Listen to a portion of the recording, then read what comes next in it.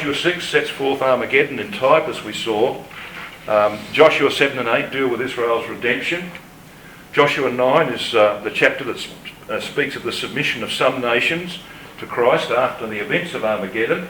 And while nations who submit will be put to work building the temple, as we saw, the Catholic nations, particularly those of Europe, will unite behind the Pope to rebel against the rule of Christ. Joshua 10 covers the 40-year period beyond Armageddon that leads to the destruction of Babylon the Great. That's why we have an extended day in this chapter. Extended day is an extended period of judgment, as we're going to see. So let's have a look at what happens here. In Joshua chapter 10 verse 1 we have this man called Adonai-Zedek. His name means the Lord of Righteousness. Now undoubtedly he claimed to be a descendant of Melchizedek, alright, the first king of Salem. So just as the Pope claims to be what? The successor of Christ.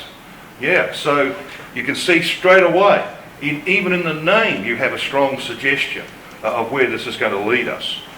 So we've got the type. The Pope here is the real Antichrist. That is in the room or in the place of Christ. That's what Antichrist means, of course. Someone who is in the place of Christ. In fact, if you go to Matthew chapter 2 and verse 22, guess what you meet? You meet the Greek word anti. It's the beginning of this term Antichrist. And it's rendered there, room.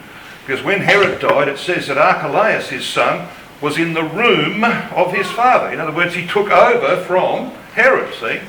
He was in the place of Herod, the successor of Herod. And so that's what Antichrist means. Someone who poses as Christ. Someone who thinks he's Christ, who presents himself as Christ. And that, of course, today is the Pope. Now, we then read that he's the King of Jerusalem in verse 1. And that is a papal title.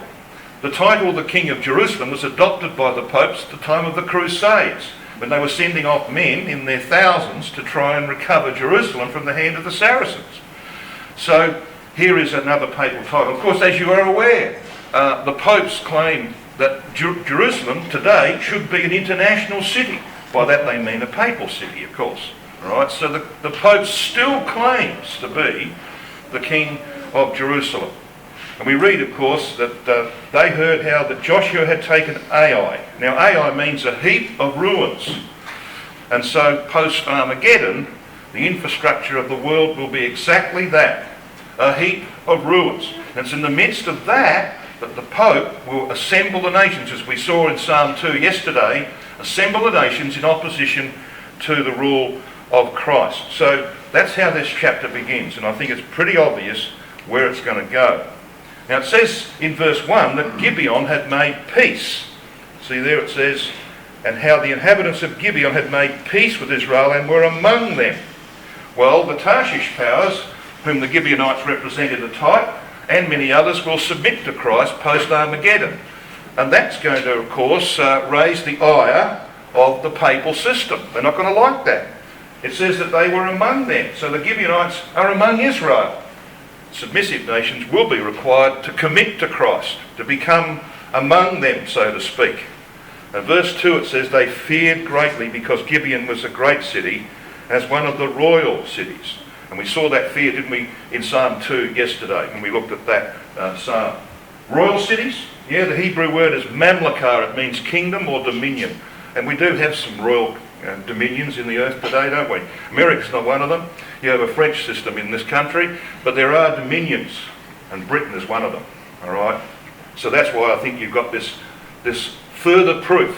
Just that little suggestion. It's one of the royal cities, indicative that we're talking here about Tarshish or Britain, the powers that will submit to Christ after Armageddon.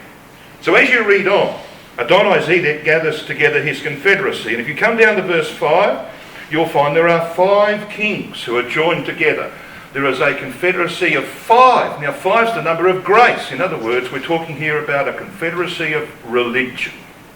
This is a religious confederacy. And we know, of course, that religious issues will produce war post-Armageddon. Because the Pope will claim to be Christ, and he will claim that Christ is Antichrist. When in actual fact it's the other way around. Alright? It's a religious conflict post-Armageddon. Well, we saw this chart yesterday as well. And here in this chart we have the events of Armageddon, the crash of the power of the papacy for a time, but it's in this period that Psalm 2 is fulfilled. Why do the nations assemble together so tumultuously? Then 10 years after Armageddon, the destruction of Rome, the city itself, then they rebuild their power in Central Europe, you remember. Finally, the Pope's destroyed, and then there's a clean-up of the remnant. We're going to see that remnant's actually here as well in Joshua chapter 10. So it's over a 40-year period that this work is done. And of course, it's Israel returning under Elijah in the second Exodus. It's used as the weapon against Babylon the Great in the wilderness of the people. So just want to put that chart up just to get the picture there, because that's what this chapter is about. It's about this period of 40 years of divine judgment. An extended day, you might say. Well, let's have a look at what happens here. In verse 6 we read, "And the men of Gibeon sent unto Joshua to the camp, to Gilgal, saying, Slack not thy hand from thy servants. Come up to us quickly and save us and help us."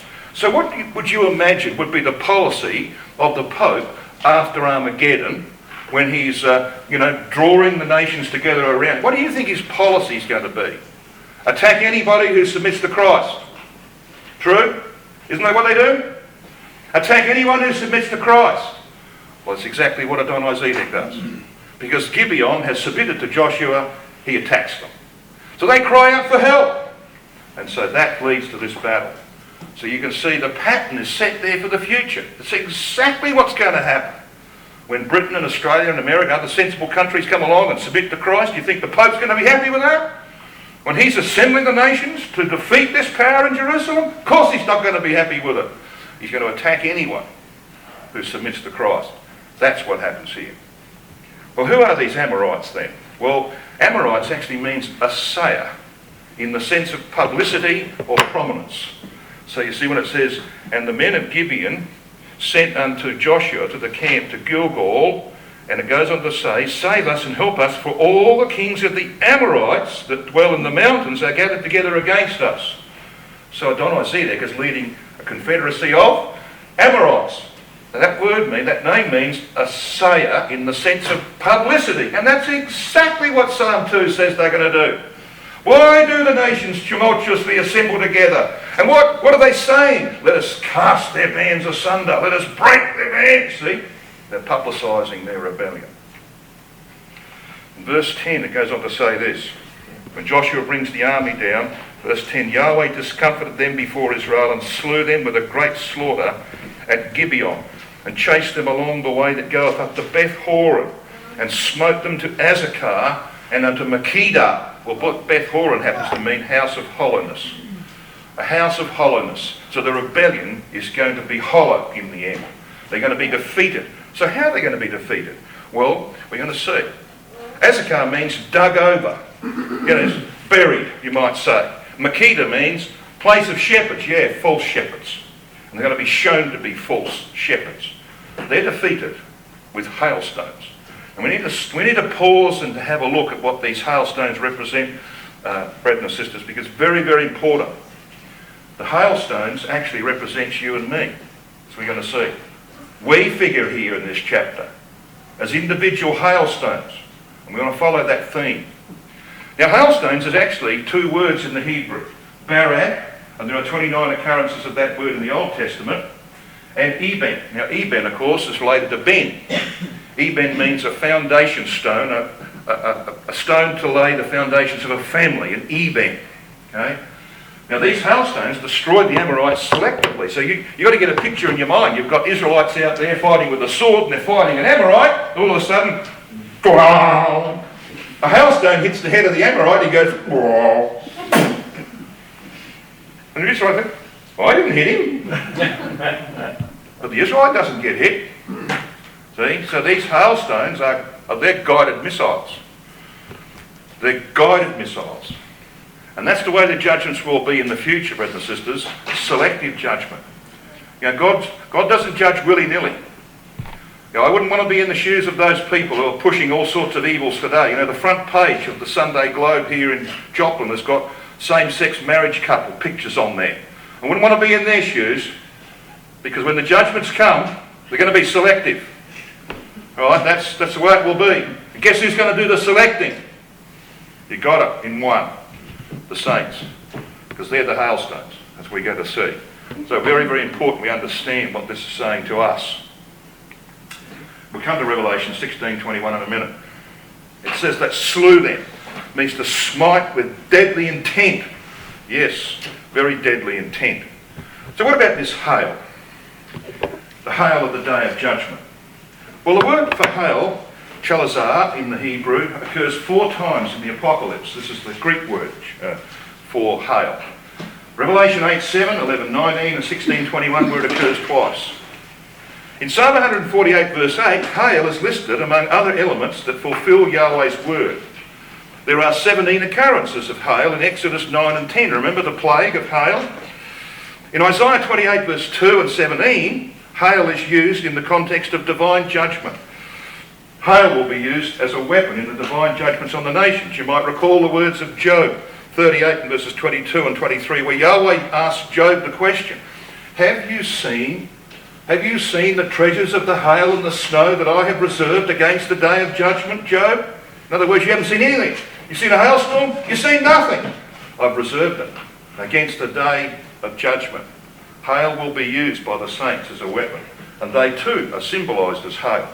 Psalm 18 in verses 12 and 13, David, in the context of Armageddon, says that hail is used in the final judgments. And in Isaiah 32 verse 19, in the context of judgment on Rome, hail is again used. Very, very appropriate. This is where Revelation 16:21 comes from. So how is hail formed? Well, hail is a form of precipitation. Pretty hard precipitation, consisting of roughly spherical pellets of ice and snow, usually combined in alternating layers. The hailstones occur only at the beginning of thunderstorms. In other words, this is what begins the judgment, you see. The hail comes down first, and never when the ground temperature is below freezing. Raindrops or snow pellets formed in cumulonimbus clouds are swept vertically in the turbulent air currents characteristic of thunderstorms. The hailstone grows by the repeated collisions of these particles with supercooled water, that is, water that is colder than its freezing point yet remains in liquid form. This water is suspended in the cloud through which the particle is travelling. When the particles of hail become too heavy to be supported by the air currents, they fall to earth. So that's how hailstones are formed. Now that's exactly what's going to happen to us in terms of nature. You're going to see. This is what's going to happen to the saints in terms of nature. Hailstones are formed, this is a summary of what we've just read, by a rapid uprush of moist air into colder air. The raindrops coalesce and freeze, forming lumps of ice, and then of course they get too heavy and they fall to earth. Now these hailstones here fell in Queensland. They were the size of tennis balls. We get them pretty big in Queensland and they can do a lot of damage. Probably you're quite aware of that in this area too. A lot of damage. So what we have here in the hailstone is a symbol. Symbolises the formation of the saints as weapons of heaven. I want you to come to Revelation 16:21. And I'm going to get Brother Garth to come out and stand out the front here, if you wouldn't mind. I'd like to come over here, Brother Garth. Revelation 16:21. Now, while Garth's coming out, I'm going to read just a couple of verses here, or at least a portion of it. Look at verse 17. And the seventh angel poured out his vial of the air. So this is the seventh vial period. The judgments are on who? Look at verse 19. The great city was divided into 3 parts, and the cities of the nations fell, and great Babylon came in remembrance before God. So the judgments are on great Babylon, and who does the judging? Look at verse 21. And there fell upon men a great hail out of heaven, every stone about the weight of a talent, and men blasphemed God because of the plague of the hail, for the plague thereof was exceeding great. Brother Garth, you've got to come over here so you can be seen in the picture, please. All right. What do you weigh, brother? Pounds. 175. 175. You're a lightweight, as they say. Yeah, I'm not talking spiritually, but you're a lightweight. Okay? People say that about you. Yeah. Now, if we take out of you 9 pints of blood, a heart, lungs, kidneys, liver, stomach, you've got a couple of miles of that, all right? All the other organs you don't need when you're an immortal, You're still going to have flesh and bones, and you're going to have a brain. One would hope you'll have a brain. So, how much do you think you might weigh when all of that stuff's taken out? Give me a stab in the dark. Half. Yeah, you're going to weigh about 100 pounds. Now, a talent is about 100 pounds or 45 kilograms to an Australian. It's the approximate weight of an immortal minus the vital organs and blood. You're a hailstone, brother. You can go and sit down. You got a picture? Isn't that wonderful? Eh? Here we are, brothers and sisters. We are the hailstones of Joshua chapter 10. We are the ones who bring the judgments, the selective judgments upon Babylon the Great. That's what that's saying. See? And that's what the scripture's doing for us. It's saying, I want you to see yourself in this. Don't stand away from it. Get into it. This is your work, and it's coming up very soon. All right, that's what it's telling us. So let's come back and have a look at what we've got here in Joshua chapter 10. Well, it is a remarkable day, isn't it, this one? An absolutely remarkable day. Because we read in Joshua chapter 10 and at verse 12, Then spake Joshua to Yahweh in the day when Yahweh delivered up the Amorites before the children of Israel. And he said in the sight of Israel, Sun, stand thou still upon Gibeon, and thou moon in the valley of Ajalon. And the sun stood still, and the moon stayed, until the people had avenged themselves upon their enemies. It's written in the book of Joshua, it says. So the sun stood still in the midst of heaven, and hasted not to go down about a whole day. Now this is a remarkable thing. It's unique in history, of course, isn't it? And that's why it says in verse 14 of this chapter, there was no day like that before it or after it, that Yahweh hearkened unto the voice of a man. It's unique in history. And you know, this is why it's a type of things to come, because the extended day of divine judgment begins with Armageddon and ends 40 years later with the destruction of Babylon the Great and everything that Nimrod created way back in history. That's going to be a remarkable period of human history. All right, a unique day, so to speak. And I'm going to point you to Zechariah 12 to 14 in a minute. So it says the sun stood still. It was dumb or silent, as it were. It stayed. The moon stayed in the valley of Ajalon. And it's written in the book of Asher. Asher means straight. And Rotherham and Young's translated, it's written in the book of the upright. Well, why would you write it in the book of the upright? Well, because the upright are going to actually perform this work on this remarkable day. That's why you put it in the book of the upright. You see, this is a type of the extended day of Zechariah 12 to 14. Now, if you haven't done this little exercise in your Bible, could I suggest you make a note to do it for yourself. Go through Zechariah 12, 13 and 14 and highlight the word day. You will find it occurs 23 times in those 3 chapters. It's the day of Yahweh, but it's not one day. You've only got to read the context, the things that happened in that period. It's got to be a long time. And in fact, it's 40 years. The day of Yahweh referred to in Zechariah 12, 13 and 14 is a period of 40 years. From Armageddon to the time when Christ has completely crushed all resistance and ground the image of Nebuchadnezzar to powder. It's that period of time, okay? So it's not a day of 24 hours. It's an extended day of divine judgment. Now, I want to prove that to you. You know, I can make that statement. You can say, you can all nod and say, yeah, that sounds right. No, that's not good enough. All right, it's not good enough. I'm going to prove it to you from the scripture that that's what it's referring to. So here we've got this remarkable period of 40 years of judgment. But it says at the end of verse 13 that the sun stood still about a whole day. Now the words in the Hebrew, tamim, which is complete or whole, yomi, day, entire or whole day. So Young says, as a perfect day. Yeah, it is going to be a perfect day, isn't it? When you think about the consequences of where this is leading.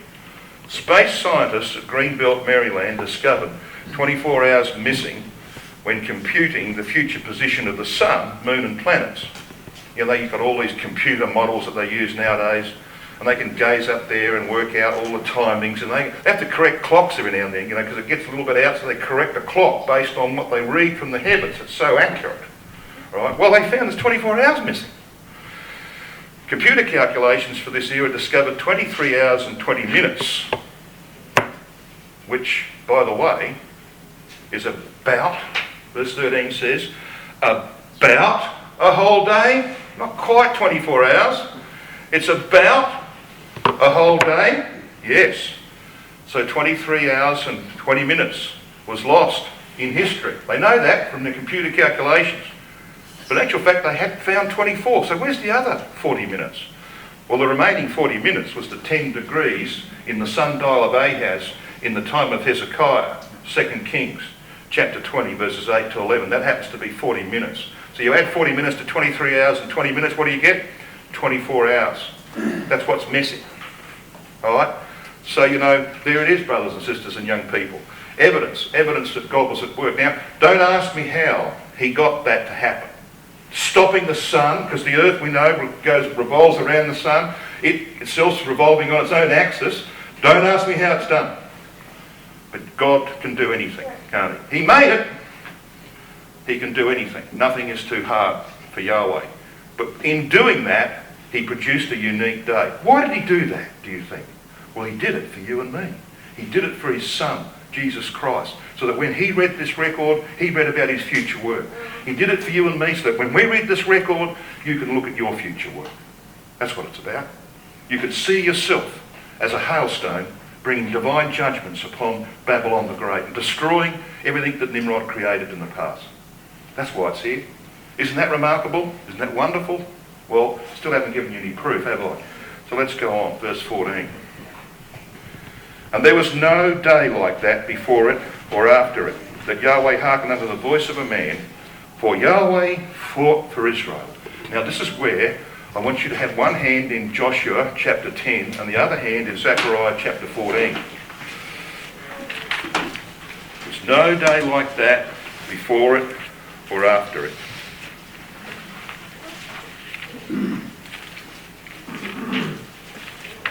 So here we are in Zechariah chapter 14. Now you notice how this chapter starts? Verse 1.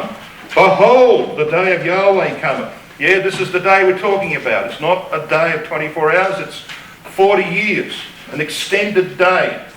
And as I said, if you go through these 3 chapters and highlight the word day, you'll see how it pops out of the page. Even the very last verse of Zechariah 14 says, in that day there shall be no more the Canaanite in the house of Yahweh. Now, when you just read what's there, you know this is going to take a long time. It's going to take decades to do all the stuff that's in these 3 chapters. Okay? Yeah, 4 decades. 40 years it is. So it's that day of Yahweh. But look at verse 3 of Zechariah 14. It says this. Then shall Yahweh go forth and fight against those nations as when he fought in the day of battle. What day of battle?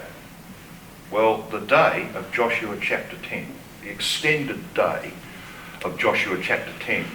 So you see those words are lifted out of Joshua 10. Now if you have a look at Joshua 10 and verse 42, this is what it says at the end of Joshua 10. And all these kings in their land did Joshua take at one time, because Yahweh God of Israel fought for Israel. Yes, you see, that's the reference. That's what's being quoted in Zechariah 14 verse 3, telling us, the scripture is telling us, that we should look at Joshua 10 as being a unique day in the history of Israel, because it sets forth a unique day in the history of the world. That period of 40 years in which the saints, initially as hailstones, will do severe damage to Babylon the Great and rid the earth of Amorites who claim through their publicity to be Christ on earth. That's what it's about. Got a picture? I think that's proof, isn't it? It's the Bible proving itself. It's quoting itself, so you know how to interpret this context. Well, what happens to these men back? You can come back to Joshua chapter 10 now. What happens to these Confederate kings? Well, we read in verse 16, these 5 kings fled and hid themselves in a cave at Makkedah. The word cave here means a den or a hole. You know, in fact, in Revelation 17 and verse 8, Catholicism at the time of Armageddon is said to ascend out of the abyss, out of the hole. All right? That's their home, isn't it? And that's where they're going to end up. As we're going to see in a minute. Makkedah means the place of shepherds. Yes, it's the place of false shepherds. In verse 19 it says, "And stay ye not, but pursue after your enemies, and smite the hindmost of them. Suffer them not to enter into their cities, for Yahweh your God hath delivered them into your hand." In other words, there's going to be no place of refuge for Catholics, those who support the Pope against Christ, post-Armageddon. There's no place of refuge for them. They're going to be hunted down and destroyed. In verse 20 we read, "It came to pass when Joshua and the children of Israel had made an end of slaying them with a great slaughter till they were consumed, that the rest which remained of them entered into fenced cities." Yeah, there will be a remnant. You know, even after the Pope and the empire that supports him, the revived Holy Roman Empire, are destroyed in the year 2060, and that's the year of their demise, no question about it. They will be destroyed in 2060. There's going to be at least a period of 4 years. 4 years at present. Christ doesn't come until next year, it'll be 5 years. If he doesn't come until 2016, it'll be 6 years. And so on.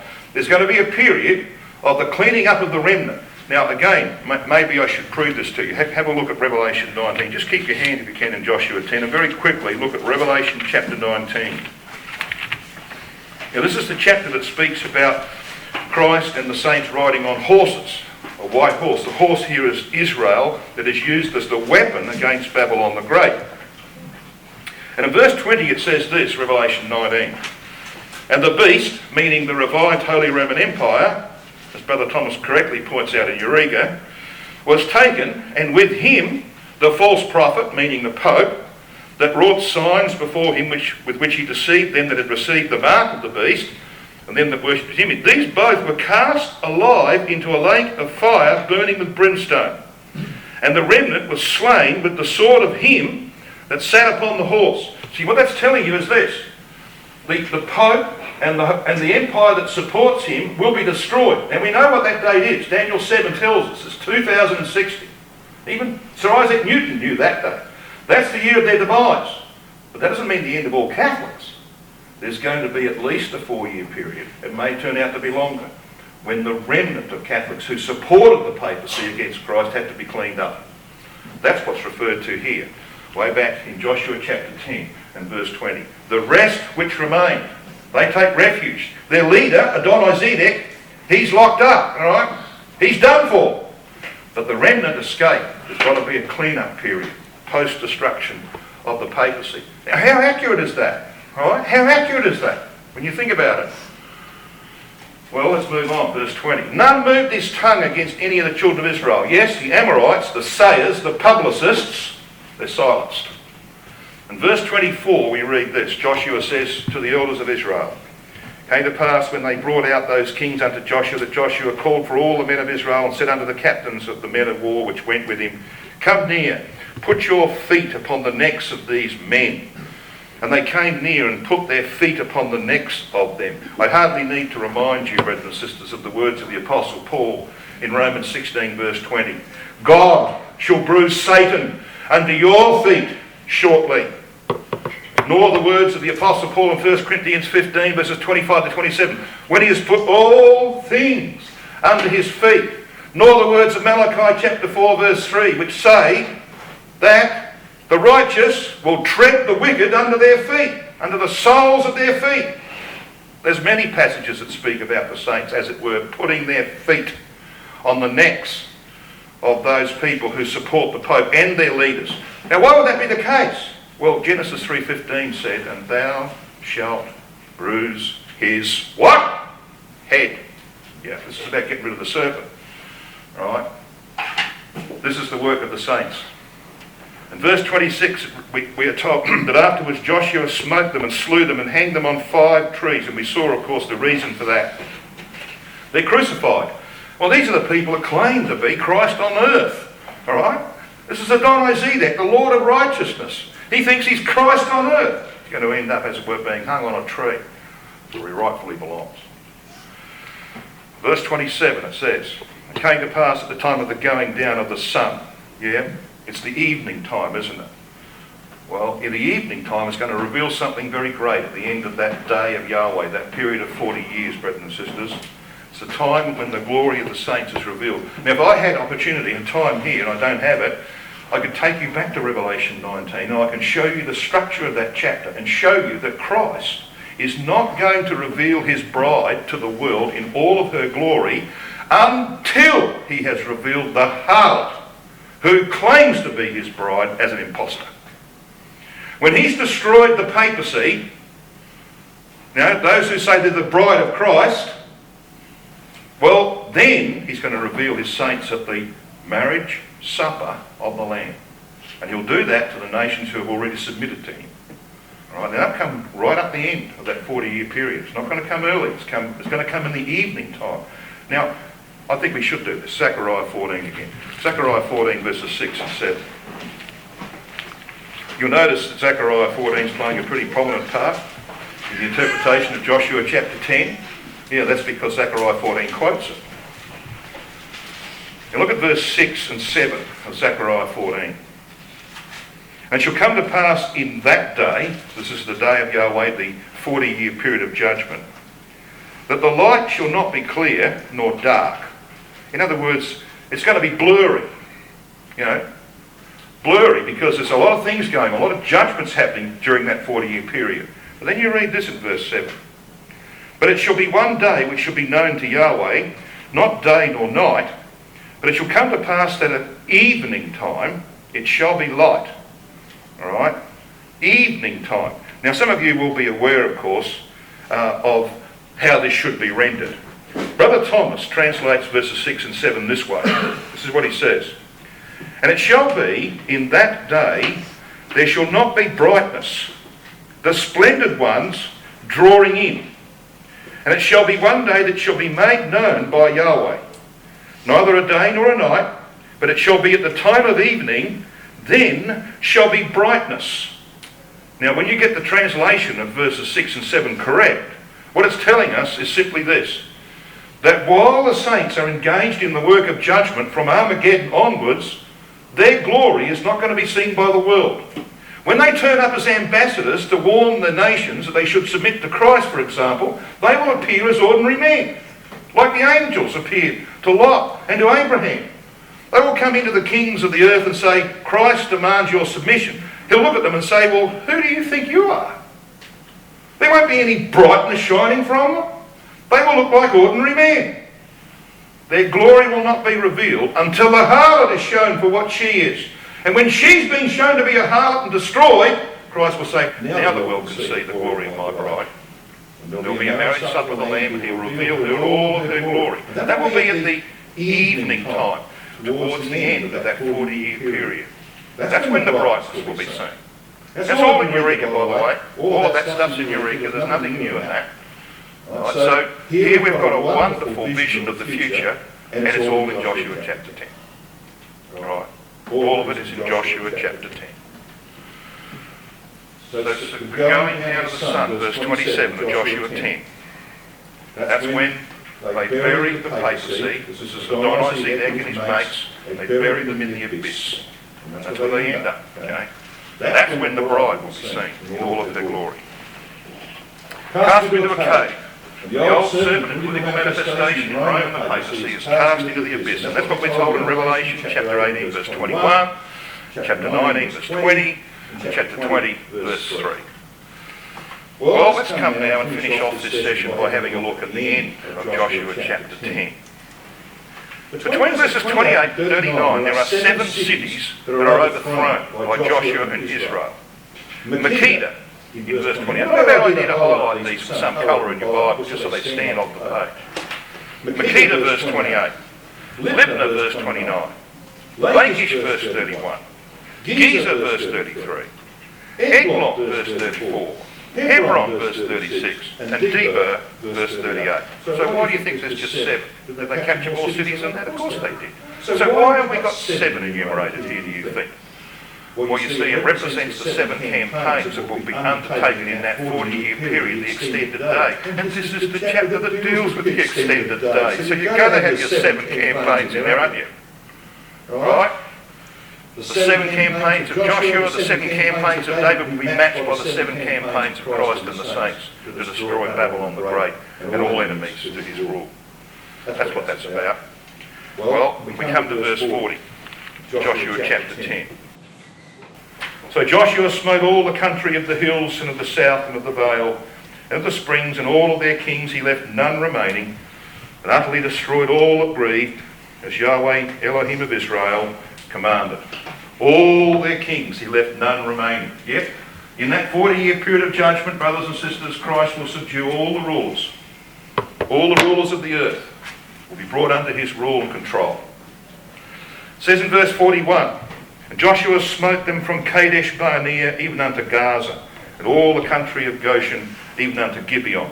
Kadesh Barnea just happens to mean the sanctuary of the wandering son. And what will be the sanctuary of the wandering son? Well, Zion, of course, and it's from there that he goes out and performs his work, you see. Subdued them from Kadesh Barnea. But verse 42 says, and all these kings in their land did Joshua take at one time, because Yahweh God of Israel fought for Israel. He took them at one time. Yeah, that's that 40 years of conflict that secures worldwide control of all nations. At one time. It's called the day of Yahweh. All right? There's no day like that. One time when Yahweh fought for Israel. And in verse 43, Joshua returned and all Israel with him unto the camp to Gilgal. Yes, there will come a time when Christ and the saints will return to Zion. It was in the evening time that we just referred to. When the judgments are largely over, there's just a little bit of clean-up work to do.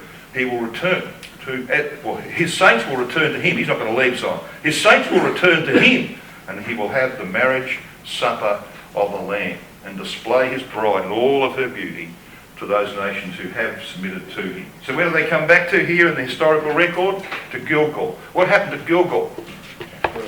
Yeah, this is where the flesh was cut off. This is about, of course, the rolling away of the reproach of Egypt. They come back, brothers and sisters, to that place where life forevermore has been commanded. Where's that? Well, Psalm 133 tells us where that is. Zion. Saints get their immortality at Sinai, but they're not revealed as immortals until they get to Zion. Okay? That's why it says, place where life forevermore is commanded, because that's when the world sees them in all their glory, even though they've been immortals for 9 years by the time that they arrive there. Got it? Very. Slide back up there that's got the 7 cities and the verses where they're mentioned. That one there? All that. Yep. So we're pretty near the end of this session now, because what we have here at the end of Joshua chapter 10 is a rest period, you see. We've come to this period when there's no more war. But there's one battle to go. Just one conflict to go in the book of Joshua, and that's Joshua chapter 11. And Joshua chapter 11, brothers and sisters, is all about the rebellion at the end of the 1,000 years. So in our final consideration today, we're going to have a look at Joshua 11 and 12 very briefly, and then see how all of this culminates in the apocalypse itself, in Revelation 20, 21 and 22. And we will bring down, the brand, you might say, that the apocalypse is in Joshua. There's no question about it. The apocalypse is in Joshua. Always intended to be that way. Okay? So we go back and we have a look in a moment at the old serpent being destroyed and Israel being a great nation. And that's the picture presented in Joshua 11 and 12.